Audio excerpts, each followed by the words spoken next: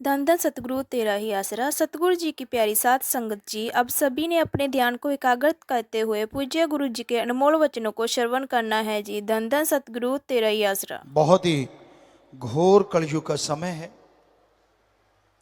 और ये समय ऐसा समय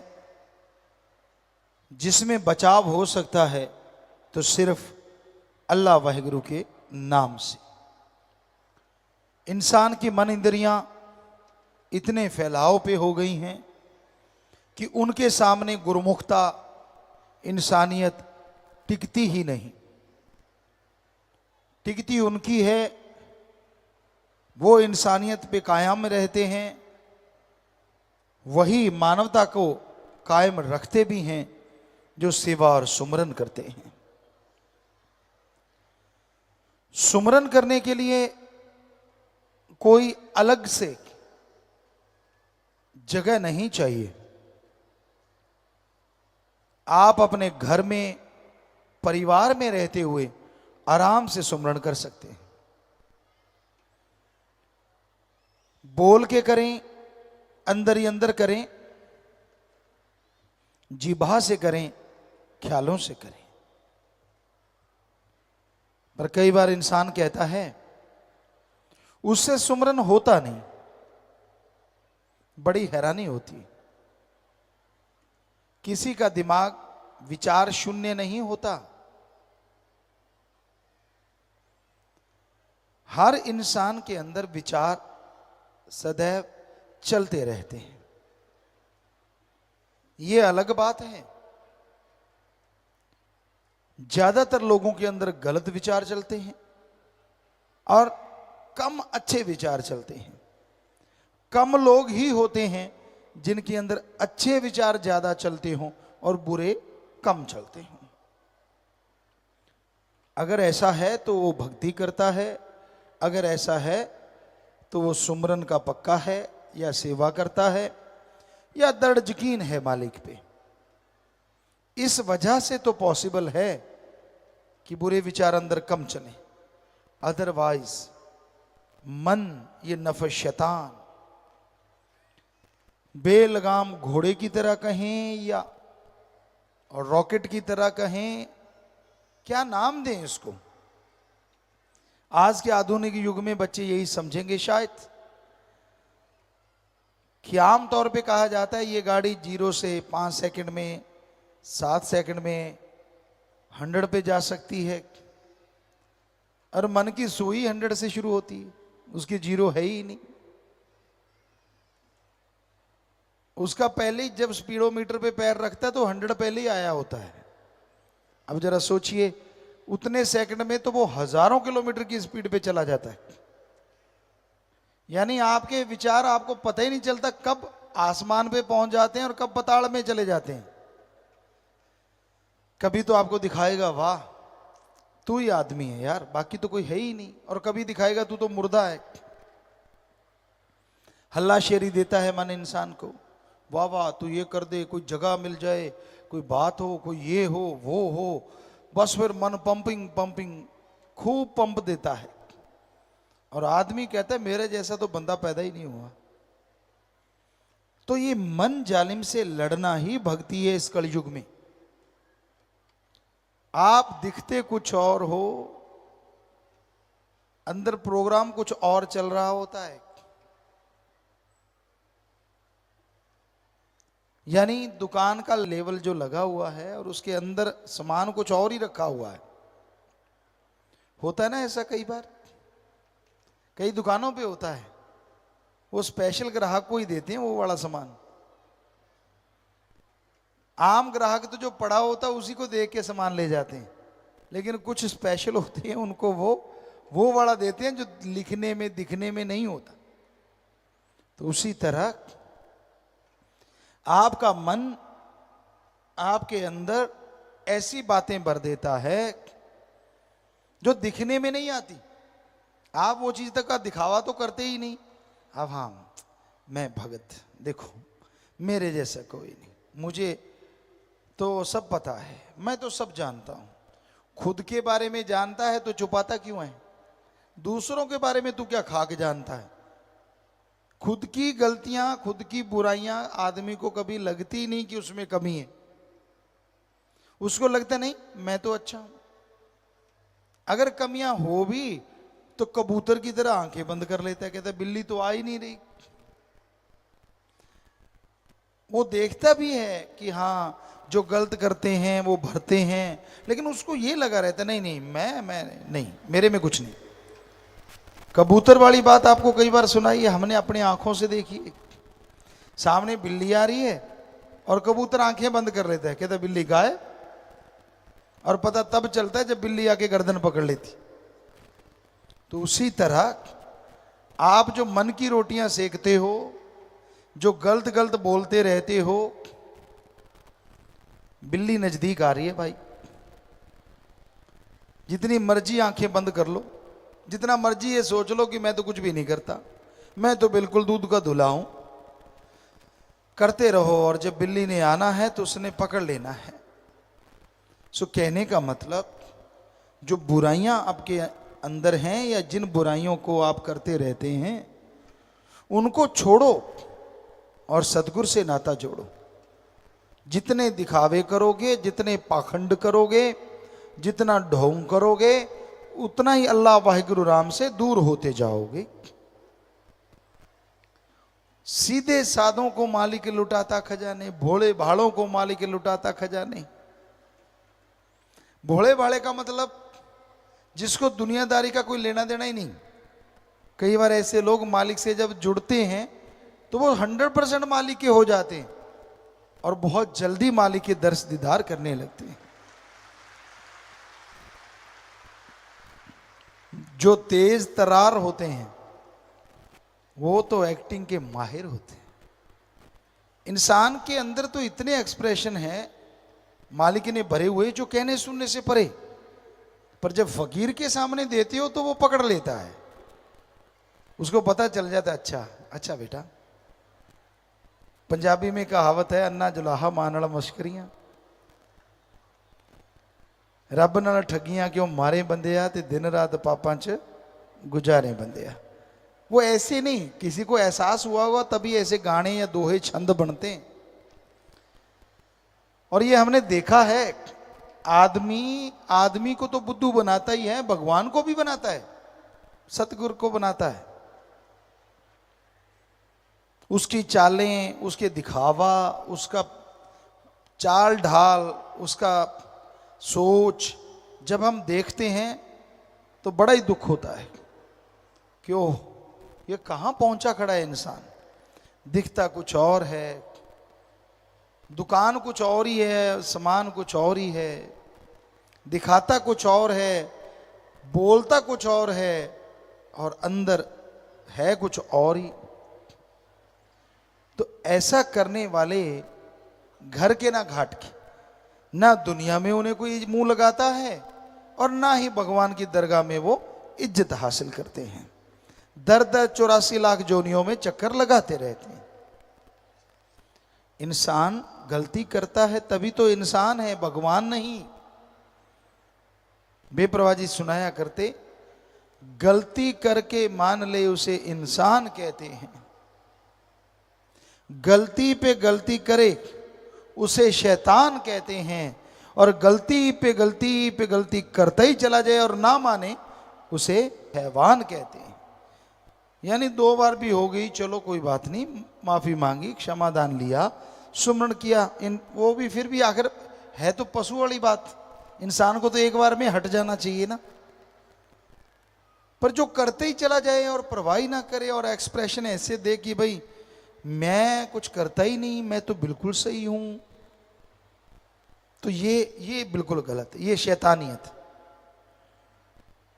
तो आप अपने नफ शैतान को, अपने मन शैतान को हमेशा रोक के रखा करो। जितना इसका लगाम कस के रखोगे उतना ही सतगुरु अल्लाह वाहिगुरु राम के नजदीक पहुंचोगे।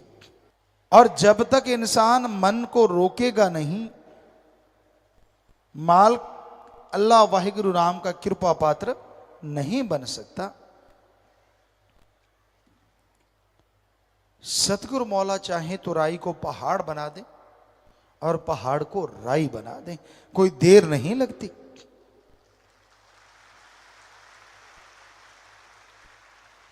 लेकिन पात्र भी तो चाहिए, उसको झेलने वाला भी तो चाहिए, लेने वाला भी तो चाहिए। दया में रहमत तो मूसलाधार दिन रात बरसती है। अरे अमृत की तो बरसात हो रही है, पर आपका घड़ा ही औंधा पड़ा है तो अमृत क्या करेगा। उल्टे घड़े में एक बूंद नहीं जाती अमृत की। सो मन की उल्टी सोचों में जो उलझे रहते हैं, जो मनमते चला करते हैं, सब कुछ पाके भी उन्हें उसका एहसास नहीं होता। और जो मन से लड़ते हैं, थोड़ा सा पाके भी बहुत बड़े एहसास का हासिल कर लेते हैं और खुशियों से लवरेज रहते हैं। इस दुनिया में कोई तन में खोया है तो कोई मन में खोया है, कोई क्रोध में खोया है तो कोई धन में खोया है, कोई पुरुष में खोया है तो कोई औरत में खोया है। ये सब माया का मक्कड़ जाल है जो उसने ऐसा बनाया है। कोई माई का लाल राम नाम के बिना इससे ना निकल पाया है। ऐसा काल ने फंसाया है, पर सदगुरु लेने आया है।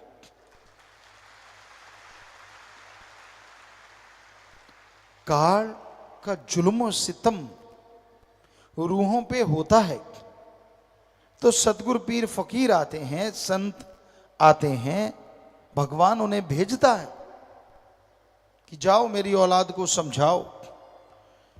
पर जब औलाद ही सारा दिन पकने वाले दूध की तरह कड़कड़ के लाल हो जाए, ये समझने लग जाए कि मैं तो अपने सतगुरु को अल्लाह राम को ही बुद्धू बना सकता हूं, तो समझो उसका बुरा समय आने वाला है।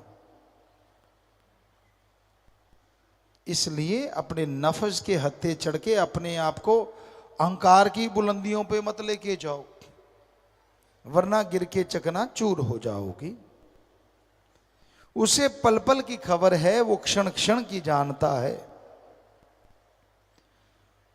वो हर इंसान के कारनामों को पहचानता है। वो जानता है आप कैसे कर्म करते हो, वो पहचानता है आप कब क्या कर रहे होते हो। पर उसे पर्दा मंजूर है, इसलिए वो चुप रहता है।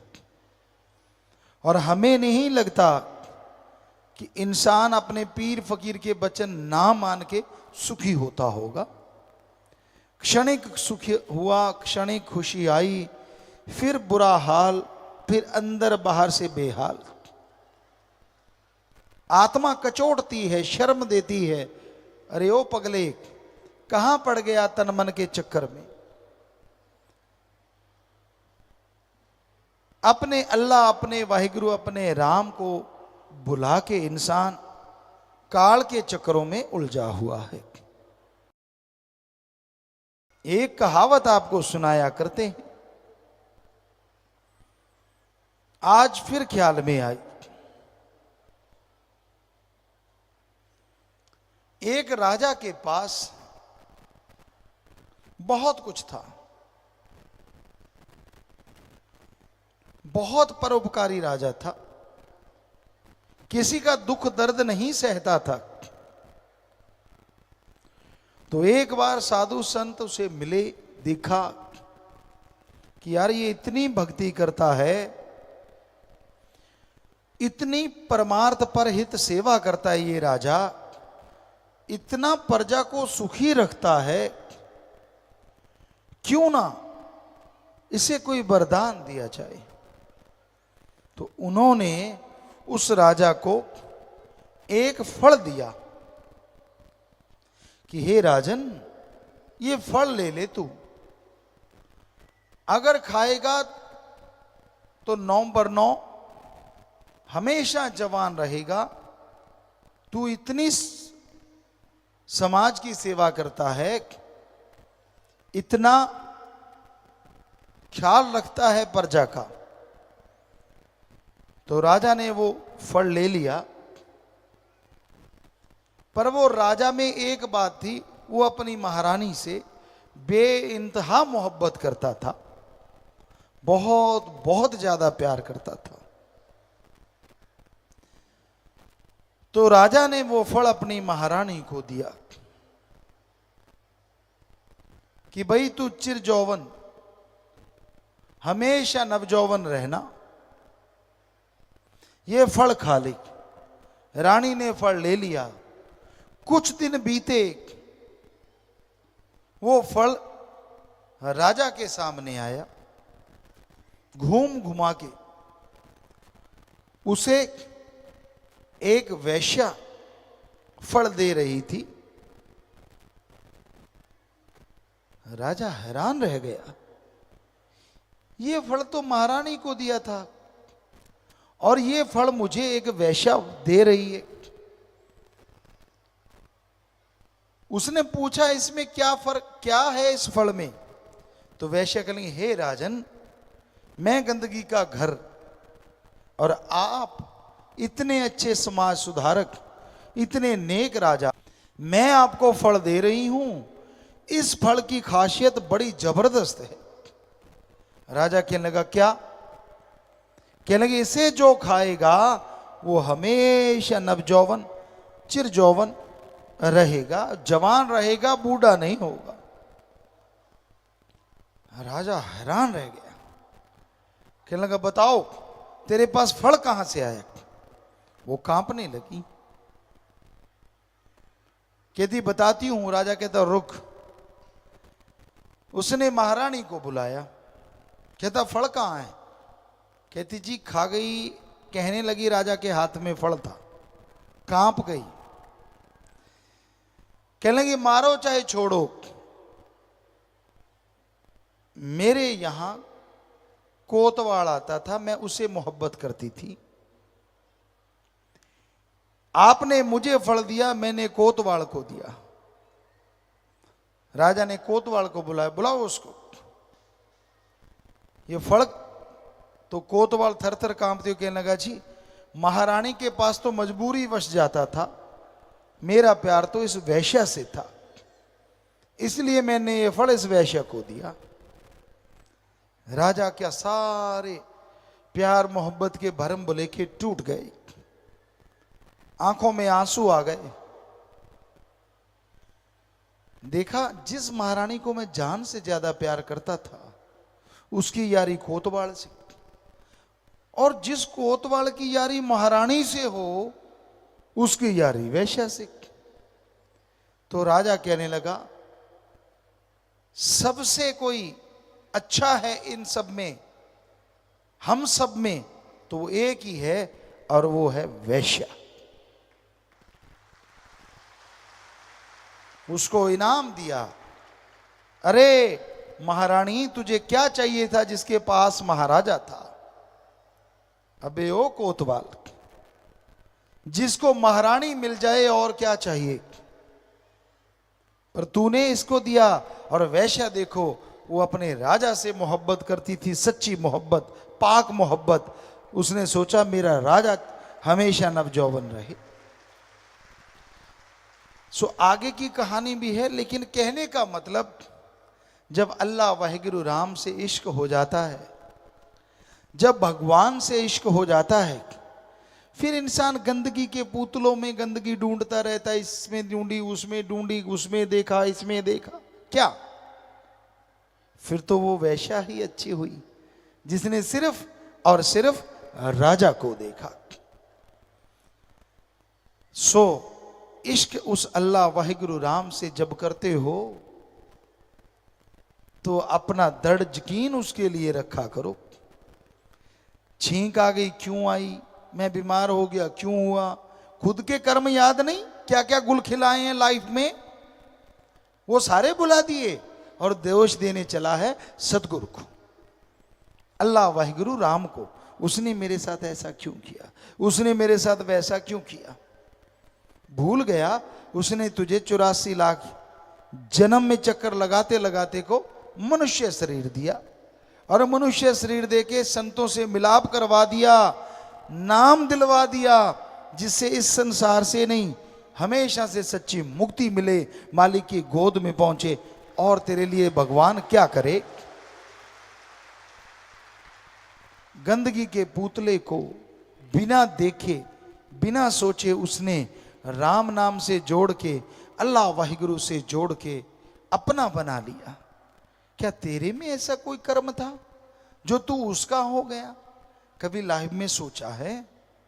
कभी ध्यान दिया है? दुदू दुदू दू करना बड़ा आसान होता है, कोई भी इंसान कर सकता है, लेकिन ऐसा करने से पहले कभी विचार किया? लोग परखने चलते हैं भगवान को, सतगुरु अल्लाह राम को, और खुद को कभी परखा ही नहीं, कभी देखा ही नहीं, कभी सोचा ही नहीं मैं किस खसलत का मालिक हूं, मैंने क्या क्या कर्म किए लाइफ में, मैं चलाऊं उस भगवान को चैलेंज कर। उसको क्या चैलेंज करना जो रग रग में बसता है, रग रग की जानता है। इसलिए हे भाई बहनों, चैलेंज लेना है तो मन से लड़ने का लो, बहादुरी दिखानी है तो मन को हरा के दिखाओ, फिर आप बहादुर। मन से तो लड़ना नहीं, वो जिस गति में ले गया उसी गति में बह गया। भूल जाता है एक ऐसा खसम, एक ऐसा साईं है जिसे अल्लाह वाहिगुरु राम कहा जाता है, वो रग रग की जानता है, हर जगह रहता है, हर पल की उसे खबर रहती है। उसे क्यों बुला देते हो? एक्टिंग उसके सामने नहीं चलती। इसलिए कहीं तो कम से कम सच्चे लगो, कोई जगह तो ऐसी हो पीरो मुर्शिदे कामिल के सामने आदमी सच बोले। एक सज्जन आए और हमें कहने लगे, गुरुजी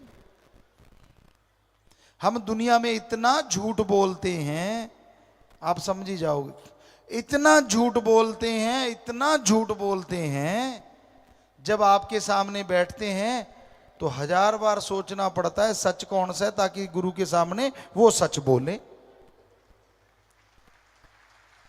हमें बड़ी खुशी हुई, किसी ने तो माना कि मैं गप मारता हूं, उसने कहा हम मारते ही गप हैं।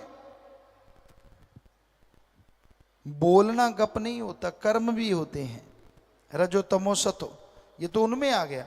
लेकिन वैसे आप अपने कर्म कौन से करते हो? कभी ध्यान दिया है? क्षणिक आनंद के लिए, थोड़ी वाह लूटने के लिए, अपनी मान बढ़ाई के लिए, अपने आप को बड़ा साबित करने के लिए आप कितने बार इंसानियत से गिरते हो? कितनी बार आप मालिक सतगुरु मौला की निगाह में गिरते हो? शर्म फिर भी नहीं करते, फिर भी आप ऐसे ही करते जा रहे हो। तो जब भोगना पड़ेगा तब क्या होगा? तब चीखोगे, हमें पता है क्या होगा, तब भी आपने भगवान को ही दोष देना है, और रोग बढ़ेंगे और परेशानियां बढ़ेंगी। दोष अपने आप को क्यों नहीं देते? कोई होगा जो अपने आप को बुरा कहता होगा। हम पढ़ा करते थे, बुरे होते लोग भी अपने आप को बुरा नहीं कहते थे। हम जमाने में गुजरे, शहरों में जाते, महानगरों में जाते, तब भी हमने नहीं देखा कि कोई ये कहता हो कि कबीरा सब ते मैं बुरा, मैं तज भला सब कोय, जिन ऐसा कर मानिया मीत हमारा सोई। कोई मीत, मालिक का प्यारा, कोई सतगुरु का अति प्यारा तो ऐसा कह सकता है, वरना पंजाबी में कहावत है, नक ते मक्खी नहीं बैठ देंगे। बैठने देने भी नहीं चाहिए, लेकिन ये कहावत का मतलब है कि अपने आप को कोई बुरा कहने ही नहीं देता। कपड़े पहने उसके अंदर ही सोचता है सारे ऐब भी छुप गए, ये भूल जाता है ऐसा खसम है जो इस तन के अंदर रहता है, जिसने इस तन को बनाया है। उसको कैसे निकालोगे अंदर से? वो तो हर पल की खबर रखता है, भूल जाता है। फिर ऐशो आराम, फिर त्रुटियां, फिर बुरे कर्म, और दोष देना सदगुरु को, करना बुरे काम खुद। जमाने का बड़ा अजीब दस्तूर है। यहां लोग बुराइयां करते थकते नहीं, लेकिन हमेशा उस भगवान को दोष देते भी थकते नहीं। अरे कर्म खुद करो और दोष दो भगवान को। कर्म कैसे रुक सकते हैं बुरे? सेवा से, सुमरन से, भक्ति इबादत से। और कोई तरीका नहीं जिससे कर्मों की मार से बचा जाए। कुछ भी कर लो, कैसे भी बन जाओ, अपने आप को दृढ़ खुद करना होगा। आधा घंटा सुबह शाम सुमरण करो, सेवा करो। जब भी आपका मन जालिम किसी तरफ दौड़ा के ले जाए, लानत डालो अपने आप पे सुमरण के द्वारा कि मैंने बुरा कर्म नहीं करना। सिर्फ सोचें बुरी आती हैं तो कोई खास बात नहीं। 5 मिनट सुमरण किया, सोचों का फल उसी टाइम खत्म हो गया, बस गई। पर उन सोचों पे चलो मत। जो उन सोचों के अकॉर्डिंग चलते हैं वो दुखी ज्यादा होते हैं। कर्म तो अपने मां बाप के ही ऋण नहीं चुकाया जा सकता। अगर किसी को अच्छे मां बाप मिले हों, उसका ऋण नहीं चुका सकते आप। मां के दूध का कर्ज कैसे उतारोगे? सर्दी हो या गर्मी हो, बेचारी सर्दियों में बिस्तर गिल्ला आपने किया, लेटी गिल्ली जगह वो और आप सूखे पे लेटे। गर्मियों में आप महाशय नींद में मस्त हैं और मां पंखा झेल रही है। आजकल तो एसी आ गए, मां भी खुराटे बेटा भी खुराटे। पर गांव में तो आजकल भी ऐसा ही है, यहां बिजली नहीं आई, वहां तो मां आज भी पंखा झेलती है कि हाय मेरा बेटा ना जाग जाए। तो कैसे ऋण उतारोगे आप उस बाप का जिसने उंगली पढ़ के अच्छा चलना सिखाया, पढ़ाया लिखाया? आप तो बकरियां चारने को तैयार थे पढ़ने की बजाय, कि काश इससे तो बकरी चारने वाले ही अच्छे हैं। कहां मुझे फंसा दिया स्कूल में।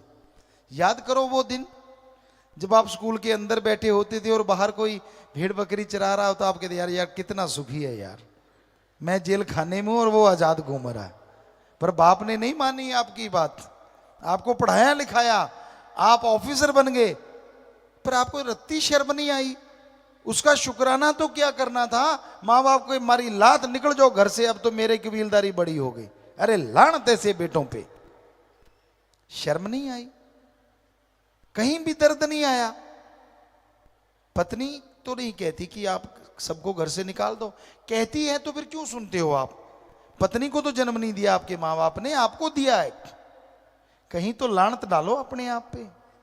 ठीक है, अगर वो नाजायज कहते हैं, माँ बाप गलत कहते हैं, मत मानो उनकी, सुन लो और कह दो जी चुप रहो, हम जैसा होगा हम कर लेंगे, प्यार से खाना दो, बढ़िया दो।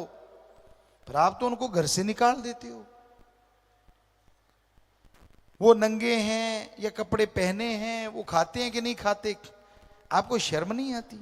आप जब छोटे से थे, जरा सी भूख लगती थी, मां दौड़ी चली आती थी। आप कोई भी खाने की चीज मांगते थे, बाप का पुरजोर कोशिश होती थी वो लाके दे, वो नहीं तो उससे कोई छोटी चीज ला देते थे। सबके माँ बाप तो बुरे नहीं होंगे, अच्छे तो होंगे ही ना। पर आपने उनसे क्या अच्छा व्यवहार किया? किया तो शाबाश, रण उतर गया।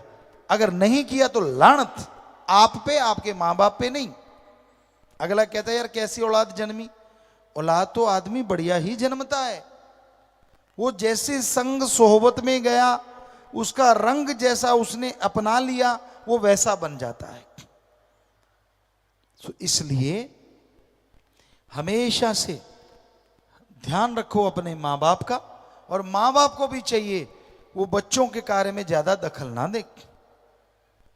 एक बार शायद हंसने वाली बात किसी ने सुनाई थी, बच्चों ने कि बेटा कह रहा था मैं पानी लगाने जा रहा हूं, वो कहता ये फावड़ा नहीं वो फावड़ा ले जा। कहता तू चुप हो जा। कहता मैं कब बोला। जाने लगा, कहता ओए जुत्ती को पहनी है चप्पल पहन जा। कहता मैंने कहा ना चुप हो जा। कहता मैं नहीं बोलता। फिर जाने लगा, कहता ओए तूने कब कुर्ता ये क्यों पहना है वो पहन जा। तो वो कहने का मतलब बिना वजह टांग अड़ाना। एक तो बुजुर्ग अवस्था में वैसे टांगे कमजोर हो जाती और बिना वजह आप अड़ाते रहते हो। आप राम का नाम क्यों नहीं जपते बुजुर्गों? जितना जोर दाढ़ी बाड़ी संवारने में लगाते हो उसे आधा राम नाम का जाप करने में लगा लिया करो ना।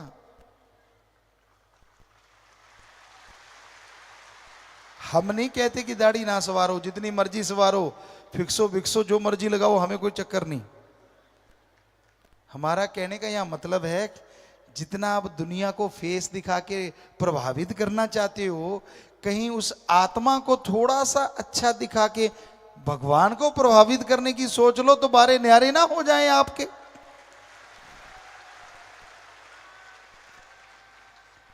पर कई ऐसे होते हैं कहते यार तजर्बा ही अब आया है, पहले तो पता ही नहीं चला, जवानी तो नदानी में चली गई, अधेड़ अवस्था में बच्चे पालते रहे, अब थोड़े से सुरखुरु हुए हैं, अब मतलब थोड़े से खाली से हुए हैं, अब मजा लेंगे जिंदगी का। और कई बार मजा लेते लेते टांग तुड़वा बैठते हैं, फिर मजा ही लेते रहते चारपाई पे। सो कहने का मतलब कभी तो रिटायरमेंट ले लो गृहस्थ जिंदगी से। जन्म से लेके मरने तक गृहस्थ में डूबे रहोगे क्या? कभी तो वाहिगुरु राम को याद कर लिया करो, जिसने बढ़िया सी जिंदगी दी है, मनुष्य जीवन दिया है।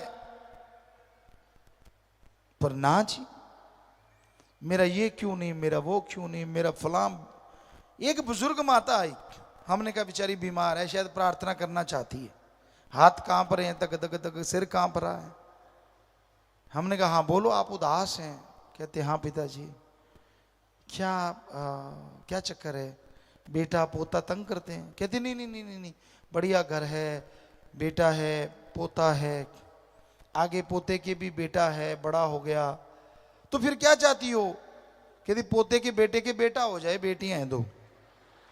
हमने कहा ले, अरे कुछ मांगना था, काश मांग लेती, मुझे भगवान मिल जाए, पता नहीं कितनी उम्र बाकी है। वो नहीं मांगा, पता नहीं आगे से आगे जाके किसका मांगा। तो ऐसे हैं, छोड़ते ही नहीं, छोड़ते ही नहीं भाई। पर मस्ताना जी महाराज ने वचन किए कि सेवा करते हो, और अगर आप त्यागी बन के सेवा करते हो तो त्यागी का मतलब त्यागना, चाहे कुछ भी होता रहे। ऐसे त्यागी बन गए फिर कुछ भी नहीं होगा, सब कुछ मालिक अच्छा ही अच्छा करेगा, क्योंकि फिर वो करेगा, उसको लाज है। और अगर आप टांगे अड़ाते रहोगे तो फिर करते रहो, आप भी दुखी, वो भी दुखी, तू भी दुखी, मैं भी दुखी, कहता। तो वो वाली बात भाई,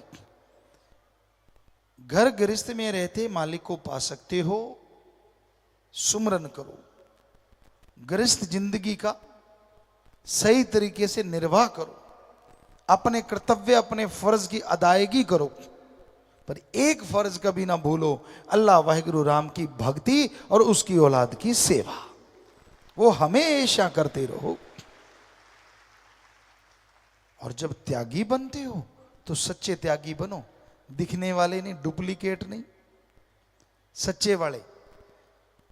कि जब छोड़ ही दिया सब कुछ तो फिर छोड़ दिया। और परिवारों को भी चाहिए कि भाई हाँ हमें छोड़ गया और अब मालिक की याद में है, उसकी भक्ति इबादत में सेवा सिमरन में, तो हमारा भी फर्ज है कि उसे परेशान ना करें। पर कईयों की तारें जुड़ी ही रहती हैं। हालांकि जन्म के समय तार कट गई थी मां के गर्भ से आते ही, नाड़ुआ कहते पंजाबी में, वो काट के दाई ने अलग किया, लेकिन फिर भी कईयों की तारें बुजुर्ग अवस्था तक ही जुड़ी रहती ना। मेरा लाल लाल थप्पड़ मारता तड़ाक, ऐसा देखा है हमने। ये एक सज्जन थे, बड़ा प्यार करे, उसने किस किया और उसने थप्पड़ दिया, ले ले ले पापा। तो ये गलत है ना, बड़ा अजीब है। क्योंकि मजाक की बात तो चलो कोई बात नहीं, लेकिन आखिर कब तक इंसान को इंसानियत सिखाने वाला इंसान है या फिर गुरु मुर्शिदे कामिल है। वरना तो दुनिया में ऐसे उंगली लगाने वाले हैं जो एक दूसरे से दूर करके ही खुश होते हैं।